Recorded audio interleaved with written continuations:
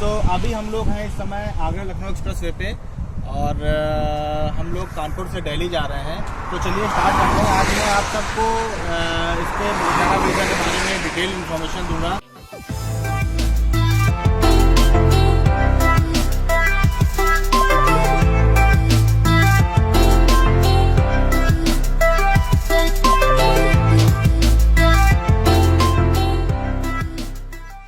Hello दोस्तों, आप सबका स्वागत है हमारे YouTube चैनल ब्रेजा यात्री में। मैं अनुराग त्रिपाठी आज एक विटारा ब्रेजा के बारे में डिटेल रिव्यू लेके आप सबके सामने अवेलेबल हूँ। बहुत से लोगों के कमेंट आते थे कि विटारा ब्रेजा का एक लॉन्ग टर्म रिव्यू करें। तो मेरी जो विटारा ब्रेजा है ये करीब 15,000 किलोमीटर अभी तक चल चुकी है और जिसमें से करीब 75% मैंने इसे हाईवे पे चलाया है और करीब 25% सिटी में चलाया है। तो अभी हम लोग हैं इस समय आगरा लखनऊ एक्सप्रेस वे पे और हम लोग कानपुर से दिल्ली जा रहे हैं। तो चलिए स्टार्ट करते हैं। आज मैं आप सबको इसके विटारा ब्रेजा के बारे में डिटेल इन्फॉर्मेशन दूंगा कि कई लोगों को का कहना है कि ये हाईवे पे 30 का एवरेज देती है, तो वो भी मैं क्लियरफाई करूंगा कि 30 का एवरेज है या नहीं है और ओवरऑल इसका सिटी में क्या एवरेज है और हाईवे पे इसका क्या एवरेज है, परफॉर्मेंस वाइज क्या है। तो एक बार आपको लुक दिखा देता हूँ मैं अपनी ब्रेजा का। ये 2 साल हो गए मैंने गाड़ी लिए हुए, तो एक मैं डिटेल आपको लुक दिखा देता हूँ अभी मेरी ब्रेजा की क्या कंडीशन है।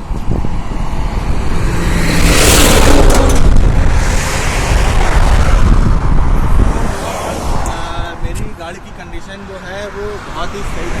ओवरऑल मेरी गाड़ी कंडीशन बहुत ही सही है और सिंगल हैंड गाड़ी रही है, तो अभी तक तो गाड़ी बहुत सही है मेरी। अब आपको डिटेल में बताते हैं अंदर चलते कि क्या करनी है। चलिए स्टार्ट। दोस्तों, मैंने अपनी ब्रेजा ली थी 20 जून 2018 को, तो करीब 20 महीने हो गए हैं मुझे अपनी ब्रेजा लिए हुए। और अगर मैं आपको अपनी MID में दिखाऊं, एक बार दिखाना जरा। जो टोटल मैंने जर्नी कवर करी है वो करीब है, देखिए 15,884 किलोमीटर, यानी ऑलमोस्ट 16,000 होने वाली है ब्रेजा। और इस 16,000 में मैंने करीब 12-13 हज़ार किलोमीटर मैंने चलाई है इसे हाईवे पे और करीब बाकी का जो रेस्ट 3,000-4,000 किलोमीटर है वो मैंने इसको सिटी पे चलाया है। तो अब मुझे 1.5 साल में करीब 18-20 महीने में बहुत ही कंफर्ट रहा है। इससे मैंने बहुत लंबी ट्रिप्स करी हैं। एक दिन में 700-700 किलोमीटर की जर्नी कवर करी है और इसे मैं बीकानेर की रेत में भी ले गया हूँ और अल्मोड़ा, नैनीताल और जागेश्वर तक पहाड़ियों पे भी ले गया हूँ। अगर आप लोगों को वो वीडियो देखने हैं तो मैंने डिस्क्रिप्शन पे उनके वीडियोस के लिंक डाल रखे हैं, आप चेक कर सकते हैं। और ऑलमोस्ट हम इस गाड़ी में 5 लोग ही सफ़र करते हैं, जैसे कि आप सबने देखा होगा, मैं, अंजलि और शिवम और हमारे मम्मी पापा भी। तो अब पीछे सबसे 5 लोगों को सफ़र करने के लिए सबसे मेन होता है कि शोल्डर रूम बहुत अच्छा होना चाहिए। तो आप लोग नेट पे चेक कर सकते हैं कि सब कॉम्पैक्ट सीडैन कैटेगरी में सबसे अच्छा शोल्डर रूम जो है वो ब्रेजा का है, जो करीब 1400 mm है, यानी कि जो केबिन विड्थ है वो 1400 mm है। और इस वजह से इसमें 5 लोग बहुत ही आराम से बैठ जाते हैं। इसका कंपैरिजन किया जाता है इको स्पोर्ट से, क्रेटा से और XUV 300 से, WRV से। उन सब का जो शोल्डर रूम है वो बहुत ही कम है। इको स्पोर्ट का तो करीब 1215 mm है, तो उसमें 5 लोग जैसा नहीं बैठ पाते हैं। तो अगर आपको एक फुल फ्लैश 5 सीटर गाड़ी चाहिए तो आपको ये बहुत ही बेटर रहेगी, बिकॉज इसका शोल्डर रूम बहुत ही ज़्यादा है। 3 लोग आराम से बैठते हैं। और हमारे वीडियोस देख सकते हैं, उनमें हमारे मदर फादर और वगैरह सब, हम लोग 5 लोग पूरा ऑक्यूपाई हैं और अच्छे से हम लोगों ने जर्नी कवर करी है। तो इसलिए अगर 5 सीटर कार आप चाह रहे हैं आराम से स्पेशियस, तो आप विटारा ब्रेजा लें, बहुत ही अच्छी गाड़ी है आपके लिए। अच्छा, अब इसकी बात आती है इसकी राइड क्वालिटी की। तो राइड क्वालिटी बहुत ही अच्छी है इसकी, सस्पेंशन बहुत ही अच्छे हैं, ग्राउंड क्लियरेंस बहुत ज़्यादा है, 200 mm है, जिसकी वजह से ऑफ रोडिंग बहुत ही ईजी है इसमें। और सस्पेंशन बहुत ही अच्छे से ट्यून किए गए हैं, जिसकी वजह से किसी भी तरीके की सरफेस हो, टेरेन हो, आराम मिलता है और थकान नहीं होती है। जैसे मैंने बताया आपको पहले भी, हम लोगों ने एक दिन में 700-700 किलोमीटर ट्रेवल किया है 5 लोगों ने बैठ के, और कोई हमें खास थकान नहीं हुई है। तो हाईवे के लिए बहुत बेस्ट गाड़ी है, सिटी में भी बहुत सही है। जैसे आप में देख सकते हैं, ये मेरे पास ऑटोमेटिक वेरिएंट है और ऑटोमेटिक का जो एवरेज है वो थोड़ा मैनुअल से कम है। अभी एवरेज के बारे में भी आपको मैं डिटेल में बताऊंगा।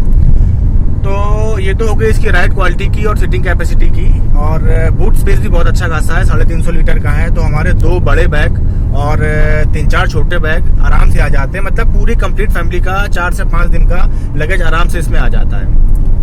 चलिए अब बात करते हैं इसके एवरेज के बारे में। तो आज जरा MID पे फोकस करना। दोस्तों अगर मैं बात करूं इसके एवरेज की, तो यस विटारा ब्रेजा 30 का एवरेज देती है, बट इसके लिए आपको इसको हाईवे पे लगातार 30 की स्पीड पे चलाना पड़ेगा। जैसे कि देखिए इस समय 80 की स्पीड में चलाना पड़ेगा। देखिए जैसे अगर मैं बात करूं तो इस समय ये एवरेज दे रही है करीब 17.19 का, और इसको अगर लगातार मैं 80 की स्पीड में चलाता रहूँगा तो ये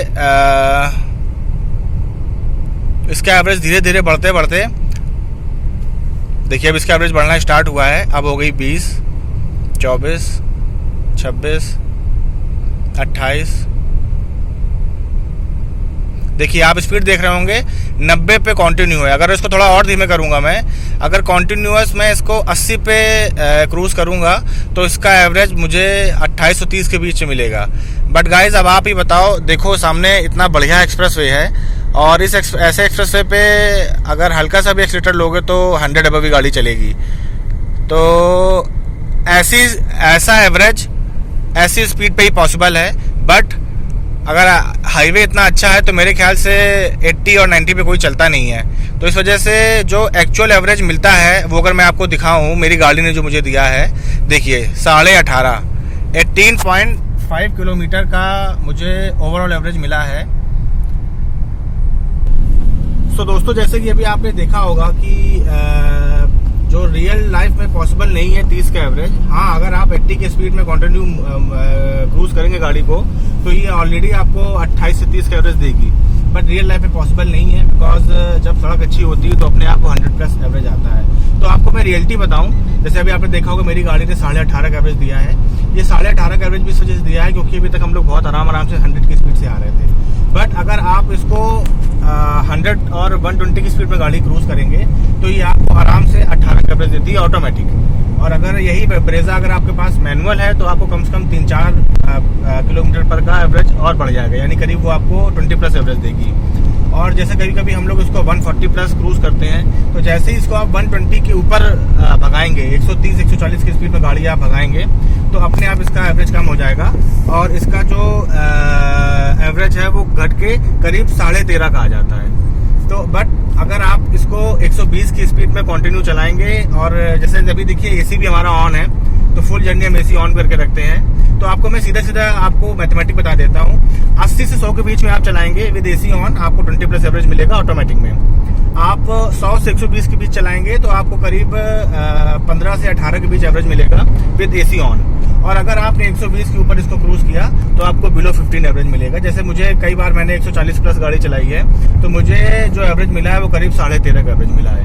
तो ये इसका पूरा मैथमेटिक है, और इसी में ही आप 3 का एवरेज और ऐड कर लीजिए अगर आपके पास मैनुअल गाड़ी है तो गाइज ओवरऑल ये इसका डिटेल रिव्यू है। और मैं एक बहुत ही हैप्पी ऑनर हूँ विटारा ब्रेजा का। मेरे पास ZDI मॉडल है और करीब 20 महीने से मेरे पास गाड़ी है। मैंने 16,000 किलोमीटर गाड़ी चलाई है।